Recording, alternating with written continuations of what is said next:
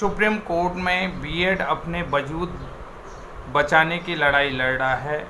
दूसरी तरफ integrated BEd की खबर आ जाती है। नमस्कार, मैं सुरेंद्र सिंह बोरा स्वागत करता हूं आप सभी का अपने यूट्यूब चैनल सुरेंद्र सिंह बोरा में। तो साथियों, जो आज की महत्वपूर्ण खबर है, इस खबर के बारे में एक बार बात कर लेते हैं। उत्तराखंड का सबसे बड़ा विश्वविद्यालय कुमाऊं यूनिवर्सिटी नैनीताल से अब होगा इंटीग्रेटेड बीएड कोर्स।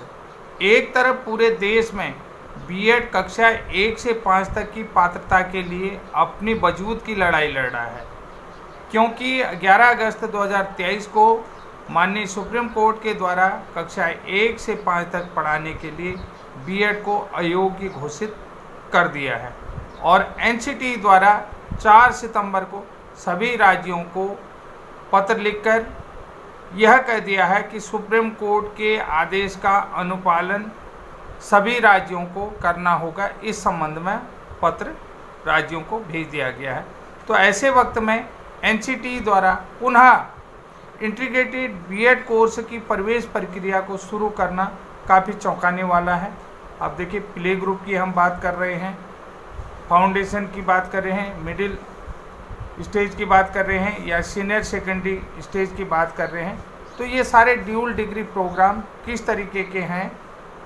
तो ये प्रोग्राम आप सभी को पता है कि इंटीग्रेटेड जो कोर्स हो रहा है उसमें अगर कोई भी व्यक्ति जो है कि वैसे ये ड्यूल डिग्री प्रोग्राम है, आधे में भी छोड़ दिया जाएगा तो उसी प्रकार से उसको प्रमाण पत्र दिए जाएंगे, उसी प्रकार से उसे डिप्लोमा जाएंगे। अगर पूरा करेगा तो उसे डिग्री दी जाएगी।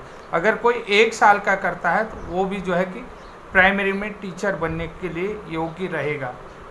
तो ऐसे में हम बात करते हैं कि असली खबर क्या है। असली खबर की भी हम बात कर लेते हैं। असली खबर है, कुमाऊं विश्वविद्यालय नैनीताल में शिक्षा सत्र 2023-24 से प्रारंभ हो रहे 4 वर्षीय integrated teacher education programme BA, BCom, BSc, BEd पाठ्यक्रम में पंजीकृत प्रवेशार्थियों की प्रवेश प्रक्रिया 3 अक्टूबर शिक्षा विभाग, केंद्रीय पुस्तकालय भूतल के पूर्वाह्न 11 बजे से शुरू होगी। शिक्षा संकाय के अध्यक्ष प्रोफेसर अतुल जोशी ने बताया, अभ्यर्थी अपने मूल प्रमाण पत्र, जन्म प्रमाण पत्र, जाति प्रमाण पत्र, शैक्षिक प्रमाण पत्र और स्थायी निवास, एनसीटी की अंक तालिका, 3 पासपोर्ट साइज फोटोग्राफ एवं शिक्षण शुल्क के साथ उपस्थित होंगे। यानी कि ये जो प्रवेश परीक्षा है ये 3 तारीख से शुरू हो रही है, जिसका एग्ज़ाम आपको पता है एनटीए के द्वारा कराया गया है। एनटीए के द्वारा, नेशनल टेस्टिंग एजेंसी के द्वारा कराया गया है। तो जो एनसीटी का अंक पत्र है उसको ले जाना है, यानी बीएड के लिए जो एनटीए के माध्यम से जो आपने टेस्ट दिया है उस अंक पत्र को ले जाना है।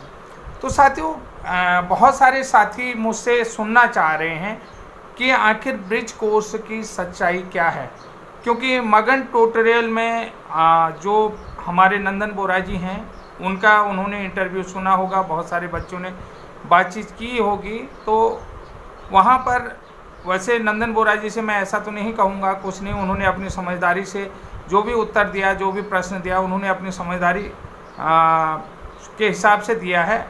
कभी भी थोड़ा ऊपर नीचे हो जाता है, क्योंकि मैं नंदन बोरा जी की रिस्पेक्ट करता हूँ। नंदन बोरा जी पैसे से बड़े नहीं हो सकते हैं, कद से बड़े नहीं हो सकते हैं, लेकिन सोच से वो बड़े हैं, तो उनको मैं रिस्पेक्ट देता हूँ, सल्यूट देता हूँ। उन्होंने कहा कि किसी भी वरिष्ठ विधि के जानकार के माध्यम से उन्होंने सलाह ली होगी, किसी एडवोकेट के सलाह के साथ मशवरा करने के बाद कहीं न कहीं उनका कोर्स सिमिलर होगा, तो तभी हमारे साथ जो है कि ये कोर्स जुड़ा होगा। तो सबसे बड़ी बात देखिए, कोर्स जुड़ा होगा तो मैं नंदन बोरा जी की रिस्पेक्ट करते हुए सिर्फ आप लोगों को इतना कहना चाहूँगा कि जो in service teacher training programme है, बहुत सारे लोग कह रहे हैं इन सर्विस टीचर प्रोग्राम के लिए मैं कुछ नहीं कहूँगा, 15 लाख से अधिक अप्रशिक्षित शिक्षकों की प्रशिक्षण की जिम्मेदारी NIOS के जिम्मे दी गई थी।